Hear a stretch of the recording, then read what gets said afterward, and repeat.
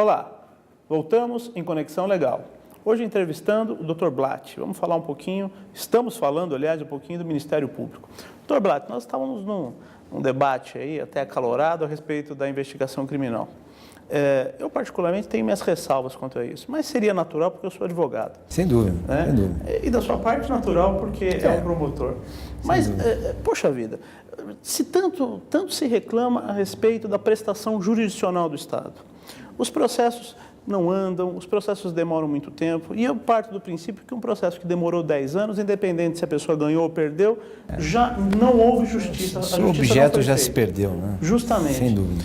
Não há um perigo muito grande, além dos demais aspectos desse projeto que é controvertido, mas não há um perigo de sobrecarregar também o Ministério Público? Não, até porque o promotor de justiça hoje, através de algo que nós criamos no passado, foram os grupos de atuação especial de repressão ao crime organizado, grupos especializados no controle externo da Polícia Judiciária, grupos especializados hoje no combate à lavagem de capitais, e até mesmo as promotorias especializadas na área de interesse difuso e coletivos, que muito embora façam um trabalho de investigação do inquérito civil, direcionado a verificar as questões dos interesses difusos e coletivos, não deixam, obviamente, de fazer uma espécie de investigação. Então, o Ministério Público hoje, obviamente, lhe falta aparato, assim como falta aparato para a Polícia Judiciária e tantas outras repartições que realizam um trabalho de campo, né, de investigação, mas eu acho que o Ministério Público ele já está sobrecarregado a partir das atribuições que recebeu da Constituição Federal. E agora, obviamente, passados já praticamente 21 anos, né, da Constituição Federal e, obviamente, do assentamento, por assim dizer, das promotorias especializadas, eu acho que o Ministério Público está para lá de preparado para dar continuidade nesse trabalho de complementar as investigações. Porque assim, quer ver? O pessoal fala, o Ministério Público é titular da ação penal, mas ele não é um titular da ação penal pública exclusivamente. E se o promotor falhar? Bom, ali a Constituição Federal, o Código Penal, o Código de Processo Penal tem as ressalvas. Opa, se o promotor não fizer o seu trabalho, o interessado poderá ingressar com a ação penal privada subsidiária da pública. Então, existe este controle. Ou até mesmo assistir. Ou até mesmo fazer assistência, praticar atos de assistência da acusação. Então, me parece que delegar, né, exclusivamente à autoridade de polícia judiciária a atividade de investigação criminal é, na verdade, praticar um retrocesso, né, e obviamente atentar contra os interesses de toda a sociedade, porque é óbvio que a polícia falha, a polícia tem problemas estruturais terríveis. Não, mas a persecução em si, ela não é uma obrigação da polícia judiciária? Porque não necessariamente. Dois órgãos fazendo a mesma coisa? Não fazendo a mesma coisa. Ou eles irem, até porque como funciona? Porque assim, é bom que algo complicado. Claro, isso. sem dúvida. Porque é bom que a própria Polícia Judiciária e o Ministério Público trabalham em conjunto. Mas eu não acredito que irá haver uma união perfeita deles. Nem deve, né? Até porque são instituições independentes. Pode ter um trabalho harmônico. Agora é bom que se diga que o próprio Código de Processo Penal hoje estabelece que o inquérito policial é absolutamente dispensável, né, para a propositura. Dispensável. É dispensável para a propositura da ação penal. Por quê? Porque eu posso receber peças de informação, recebo lá o doutor Leandro, que tem lá uma representação do seu cliente a respeito de um crime de ação penal pública incondicionada. Exatamente.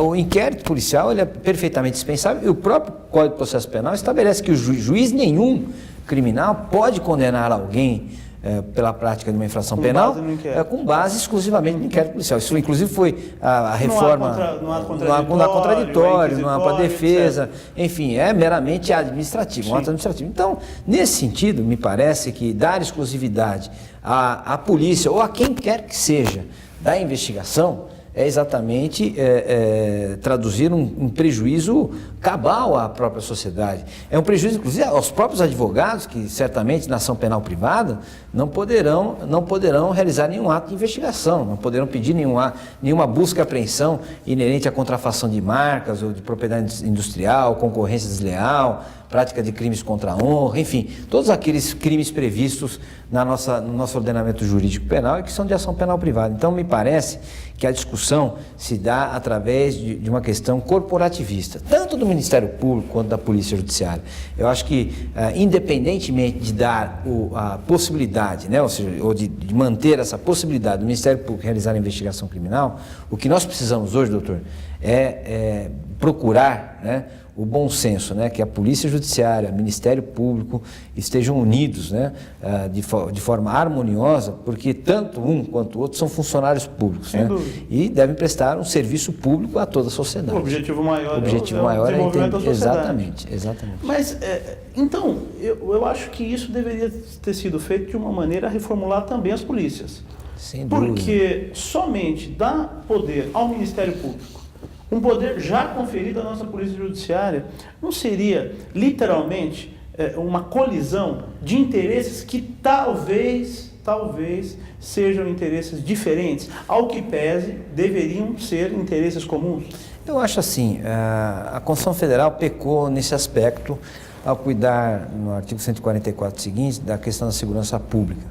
Deu um tratamento diferenciado ao Ministério Público e passou a ser aquele que defende os interesses da sociedade. E a polícia continuou sendo um guardião do Estado, né, os agentes do rei, né, por assim dizer, se a gente pegar as eras primevas ou primitivas. Então, o que falta hoje, fundamentalmente na Polícia Judiciária do Brasil inteiro, seja Polícia Civil, Polícia Federal, é uma lei orgânica forte, né, uma política de salários...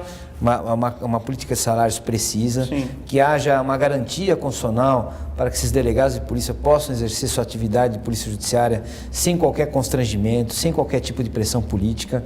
E, obviamente, uma outra questão que me parece fundamental é que os delegados gerais de polícia dos estados e os comandantes gerais de polícias militares não pode ter caráter político, sejam escolhidos como são escolhidos aqueles que formam a lista tríplice e apresentado ao governador do estado.